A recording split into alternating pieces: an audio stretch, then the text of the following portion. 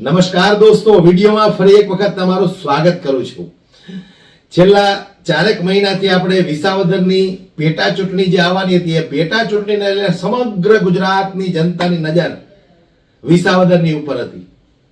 એટલે બહારના રાજ્યમાં શું બને છે એ લગભગ કોઈને ખબર નહીં હોય, કારણ કે સોશિયલ મીડિયામાં, ફેસબુકમાં રાત દિવસ વિસાવદરની ચૂંટણીની અંદર જે કઈ અપડેટ આવે લોકો એ જ જોતા, ગોપાલ ઇટાલિયાનું ભાષણ જોતા, અને અંતે જ્યારે ગોપાલ ઇટાલિયા વિસાવદરની પેટા ચૂંટણી જીતી ગયા તો પણ આજે લોકો ગોપાલ ઇટાલિયાને સાંભળવાનું પસંદ કરે છે। પણ બહારના રાજ્યની અંદર જે ઘટનાઓ બને છે એ ઘટનાઓને અહીંયા ગોદી મીડિયા તો તમને ક્યારે બતાવવાનું નથી। તો એના માટે દોસ્તો તમારે અમારી YouTube ચેનલને સબસ્ક્રાઇબ કરવી પડશે। અમે તમને એ દરેક સમાચાર બતાવશું।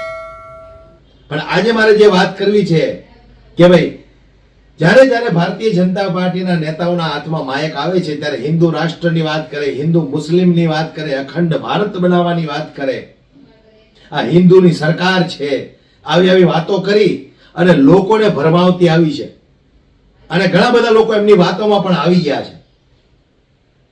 ત્યારે મારે વાત કરવી છે દિલ્હીની અંદર જે રીતે ભારતીય જનતા પાર્ટી પોતાની સરકાર બનાવી, આમ આદમી પાર્ટી અરવિંદ કેજરીવાલને હરાવી અને ભારતીય જનતા પાર્ટીએ જે લોલીપોપ આપ્યા હતા એ લોલીપોપના આધારે લોકોએ એમને વોટ આપ્યા કે ભાઈ અમારી સરકાર બનશે તો દિલ્હીની દરેક મહિલાઓને દર મહિને 2500 રૂપિયા આપવામાં આવશે, ફલાણું ઢેકડું, આ તે ઘણા બધા લોલીપોપ આપ્યા હતા। એમાંથી આજે કોઈ પણ વસ્તુ મળતી નથી। દિલ્હીની જનતા પણ ત્રાહીમામ પોકારી ગઈ છે। પણ હવે મેઇન મુદ્દા પર આપણે આવીએ દોસ્તો। હિન્દુ રાષ્ટ્રની વાત કરનારી આ સરકાર, હિન્દુ મુસ્લિમની વાત કરનારી આ સરકાર, અખંડ ભારત બનાવવાની વાત કરતી આ સરકાર આજે શાલીમાર બાગની અંદર એક જૈન મંદિર પર બુલડોઝર ફેરવવા માટે ત્યાંના સીએમ રેખા ગુપ્તાએ ઓર્ડર જારી કર્યા છે। વિચાર કરો તમે, આમથી આ લોકો હિન્દુની વાતો કરતા હોય, હિન્દુ રાષ્ટ્રની વાતો કરતા હોય, હવે આ જૈન મંદિર ઉપર આ લોકો બુલડોઝર ફેરવવા માટે ત્યાં ઓર્ડર જારી કર્યા છે। અને ત્યાંના જૈન લોકોએ જે રીતે ત્યાંના સીએમ રેખા ગુપ્તાને જે ચીમકી આપી છે, સૌથી પહેલા દોસ્તો આપણે એ વિડીયો પર એક नजर नाखिए। वैसे मैं जैन मंदिर का जनरल सेक्रेटरी राजेश जैन बोल रहा हूँ। आज हमारे यहाँ शालीमार बाग में जैन समाज का एक मंदिर है यहाँ पे, और यहाँ पर पहले से ग्रिल बनी हुई थी। डिपार्टमेंट की रिक्वेस्ट पर ऑर्डर के बाद हमने ये दीवार तोड़वा दी है। उसके बाद भी डिपार्टमेंट हमारी रिक्वेस्ट को नहीं मान रहा है और बुलडोजर लेके सामने खड़ा हुआ है।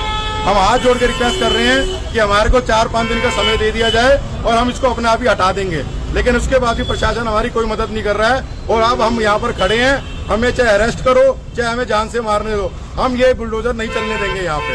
मेरी साथ से विनती है, जैन समाज के मंदिर पे अगर इस तरह से आप अत्याचार करोगे, प्रोटेस्ट करोगे, हम नहीं करने देंगे। तो इसलिए सभी जैन भाइयों से और सभी हिंदुओं से अनुरोध है कि अगर मंदिर पे बुलडोजर बीजेपी पार्टी चलाएगी तो हिंदू भी नहीं रुकेगा और जैन धर्म भी नहीं रुकेगा, जैन मंदिर को हम नहीं तोड़ने देंगे। हम सिर्फ प्रशासन से 4 दिन का टाइम मांग रहे हैं और हाथ जोड़ के टाइम मांग रहे हैं, उसके बाद भी प्रशासन नहीं दे रहा। हम क्या भूखे नंगे हैं जो यहाँ पर जब इलेक्शन में पैसे चाहिए होते हैं, कन्वेंसिंग चाहिए होता है, तब सभी लोग यहाँ आते हैं। और आज जब ये मंदिर तोड़ चुके हैं, हमने प्रशासन की मदद करते हुए ये दीवार तोड़ दी है, उसके बाद ये पिलर तोड़ने को कह रहे हैं। हमारा लाखों रुपए का दान का पैसा यहाँ लगा हुआ है, उसके बाद भी प्रशासन कोई कोऑपरेट नहीं कर रहा है। हम ये पिलर नहीं तोड़ने देंगे। हमारे को अरेस्ट कर लो, फांसी दे दो, हम अपने जैन मंदिर को नहीं तोड़ने देंगे। अब जिसको जो करना है वो कर लो। जैन मंदिर शालीमार बाग कुछ नहीं करो जो करना करो। जैन मंदिर शालीमार बाग पे ये गलत अत्याचार हो रहा है। अगर ये इस तरह से प्रशासन अगर हमारी रिक्वेस्ट भी नहीं सुनेगा, हमने सिर्फ 4 दिन का टाइम मांगा है। जो दीवार गलत थी हम मानते थे, लेकिन सहयोग नहीं मिला, फिर भी हमने तोड़ दी। अगर प्रशासन इसमें भी हमारी मदद नहीं करेगा तो जैन समाज भी अब किसी की मदद नहीं करेगा। हम भी अपने प्रोटेस्ट करेंगे और हम नहीं तोड़ने देंगे इसको। जिसको जो करना है वो कर लो। दीवार भी उसी जगह थी रेलिंग लगी हुई थी, 1 इंच जमीन हमने नहीं बढ़ाई है कहीं। हमने कोई अक्रोचमेंट नहीं करा, 1 इंच भी जगह नहीं बढ़ाई है। पहले यहाँ रेलिंग थी, हमारे यहाँ शालीमार बाग जैन मंदिर में 2 बार चोरी हो चुकी थी, इसलिए हम सिर्फ 6 फुट की दीवार कर रहे थे, उसके बावजूद प्रशासन ने भी नहीं करी। अगर कल को तीसरी बार चोरी होगी तो क्या पुलिस वाले या प्रशासन हमारी कोई मदद करेगा या चोरी के पैसे देगा? अगर हम अपने मंदिर की और अपने घरों की सुरक्षा नहीं कर सकते तो फिर हम कहीं भी सुरक्षा नहीं कर सकते। हमारे यहाँ 2 बार चोरी हो चुकी है, FIR रोन जाए शालीमार बाग जैन मंदिर में, और हम अगर अपनी सेफ्टी के लिए 6 इंची दीवार कर भी रहे हैं तो हम क्या गलत कर रहे हैं? हम करेंगे, प्रशासन अपना काम करेगा, हम अपना काम करेंगे। તો મારે આ જ પૂછવું છે નરેન્દ્રભાઈ મોદીને કે જ્યારે જ્યારે તમે ચૂંટણી આવે છે ત્યારે માયક હાથમાં લઈ અને હિન્દુ રાષ્ટ્રની વાતો કરતા હોય, અખંડ ભારતની વાતો કરતા હોય, તો આજે તમે આ હિન્દુઓના મંદિર ઉપર બુલડોઝર ચલાવો છો. નો ડાઉટ કદાચ તમને એ મંદિર કોઈ એવી અડચણરૂપ જગ્યા પર હશે કદાચ, એટલે તમે પાડવાની કોશિશ કરતા હશો, પણ ત્યાંના રહીશોનું એવું કહેવું છે કે વર્ષોથી આ મંદિર છે, આજ સુધી કોઈને નડ્યું નથી. અચાનક નવા સીએમ બદલાયા, ભારતીય જનતા પાર્ટીના સીએમ આવ્યા રેખા ગુપ્તા, અને આ મંદિર ઉપર બુલડોઝર ફેરવવાના ઓર્ડર જારી કર્યા છે. તો દોસ્તો આ વાતને આપણે સમજવી પડશે. જ્યારે જ્યારે ચૂંટણી આવે, ઇલેક્શનો આવે છે, ત્યારે હિન્દુ મુસ્લિમના નામે આ લોકો તમને ગુમરાહ કરે છે, તમને ભરમાવી તમારા વોટ લઈ જાય છે. અસલમાં જ્યારે જ્યારે ચૂંટણી આવે ત્યારે આ લોકોને મુસ્લિમોની પણ જરૂર પડે છે. તમે ઘણી બધી વખત નરેન્દ્રભાઈ મોદીને જોયા હશે, વોરા સમાજની વચ્ચે જઈ અને સભાઓ કરતા હોય, મીટિંગો કરતા હોય, રોટલીઓ પણ મેં તો વણતા જોયા છે, કદાચ તમે પણ જોયા હશે. માઇનોરિટી સમાજના આ લોકોને વોટ તો જોઈએ જ છે, પરંતુ જ્યારે ચૂંટણી આવે છે ત્યારે હિન્દુઓને ડરાવવા માટે હિન્દુ મુસ્લિમની વાતો કરે છે. અને આ જ ડરના કારણે ગુજરાતની અંદર 30 વર્ષથી ભારતીય જનતા પાર્ટીની સરકાર ટકી રહી છે. પણ એની પાછળનું કારણ એ છે કે ગુજરાતની જનતાની હજી આંખ ઉઘડતી નથી.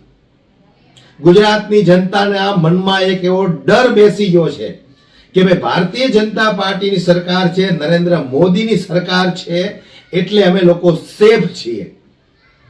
પણ ક્યાં એવું છે યાર? આપણા બાપ દાદા કોંગ્રેસમાં જ મોટા થયા છે, આપણે પણ કોંગ્રેસની સરકારમાં મોટા થયા છે.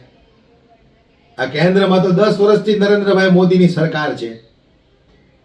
એટલે કહેવાનો મારો મતલબ એ છે કે આ લોકો જ્યારે જ્યારે ચૂંટણી આવે ત્યારે હિન્દુ રાષ્ટ્રના નામે તમારી પાસેથી વોટ લે છે, અને ત્યાર પછી જેટલા કાંડો બને છે એ કંઈક ને કંઈક કાંડ કરનારો ભારતીય જનતા પાર્ટી સાથે સંકળાયેલો હોય છે, અને એ પોતે પણ હિન્દુ જ હોય છે.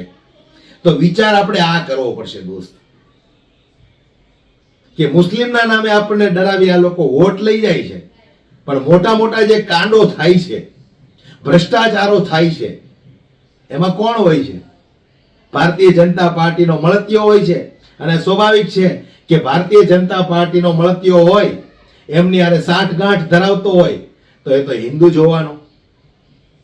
એટલે આ વાતને આપણે સમજવી પડશે દોસ્તો. હવે પરિવર્તન લાવવું પડશે, તમારી અંદરનો આત્મા જગાડવો પડશે તમારે, કે હિન્દુ મુસ્લિમના નામે આ લોકોએ આપણી પાસેથી બહુ વોટ લીધા, ખૂબ ડરાવ્યા આપણને લોકોને. એક આમ ગુજરાતને આપણે કહીએ તો જકડી રાખ્યું છે હિન્દુ મુસ્લિમના નામે. હિન્દુ મુસ્લિમના નામે ગુજરાતને જકડી રાખ્યું છે. પણ હવે આપણે આમાંથી બહાર નીકળવું પડશે. આ વાતને આપણે ભૂલવી પડશે કે હિન્દુ મુસ્લિમના નામે આ લોકો આપણી પાસેથી વોટ તો લઈ જાય છે, પણ આપણા બાળકોના ભવિષ્ય માટે આ લોકોએ શું કર્યું? અરે દોસ્ત, ગુજરાતમાં એક સરકારી શાળા નથી બનાવી, અને 30 વર્ષથી સરકાર છે. ગુજરાતમાં એક મફત ગરીબોને સેવા મળી શકે એવી હોસ્પિટલો નથી બનાવી. 30 વર્ષથી સરકાર છે. એક મેડિકલ કોલેજ નથી બનાવી શક્યા, એક સારી યુનિવર્સિટી નથી બનાવી શક્યા. તો આપણા બાળકોના ભવિષ્યનું શું? એ લોકો તો હિન્દુ મુસ્લિમના નામે તમારી પાસેથી વોટ લઈ જાય છે. તમે ડરો છો એટલે તમે વોટ આપી દો છો, પણ ક્યારે તમે વિચાર કરો છો કે આ સરકાર આમ નામ ટકી રહી તો સરકારી સ્કૂલો આજે ગુજરાતની અંદર નથી રહેવા દીધી, સારી હોસ્પિટલો કે જ્યાં આમ નાગરિક, આમ જનતા, સામાન્ય માણસ, ગરીબ માણસ મફતમાં સેવા લઈ શકે એવી હોસ્પિટલો નથી બનાવી શક્યા.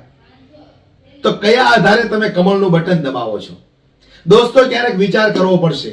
મંથન કરવું પડશે કે આપણે 30 વર્ષથી ભારતીય જનતા પાર્ટીની સરકારને ગુજરાતમાં આપણે ટકાવી રાખી છે, તો આપણા બાળકોને, આપણા પરિવારને એવી શું સુવિધા મળે છે? તમે જુઓ, જ્યાં જાઓ ત્યાં તમારે પૈસા પહેલા ધરવા પડે છે. પ્રાઇવેટ સ્કૂલની અંદર તમારા બાળકોને તમે ભણાવશો, મસ્ત મોટી ફી તમારે ભરવી પડશે. હોસ્પિટલોની જાઓ તો આટલા મોટા મોટા બિલો આવે છે તમારે. તો આપણને 30 વર્ષથી આપણે ભારતીય જનતા પાર્ટીને જીતાવતા આવ્યા છીએ, તો આપણને, આપણા પરિવારને શું મળે છે? સેફટીના નામે શું મળે છે? ઘણી બધી આવી ઘટનાઓ બને છે દોસ્તો, ઘણી બધી વાતો છે, પણ હવે જાગૃત બનવું પડશે. તમારી અંદરનો આત્મા તમારે જગાડવો પડશે અને આ કમળને ભૂલવું પડશે દોસ્તો. હિન્દુત્વના નામે આ લોકો ચરી ખાય છે, એ વાતને તમારે દોસ્તો ભૂલવી પડશે. વિડીયોને વધુમાં વધુ શેર કરી દરેક લોકો સુધી પહોંચાડો. દરેક લોકો જાગૃત બને, એમની અંદરનો અંતર આત્મા જાગે.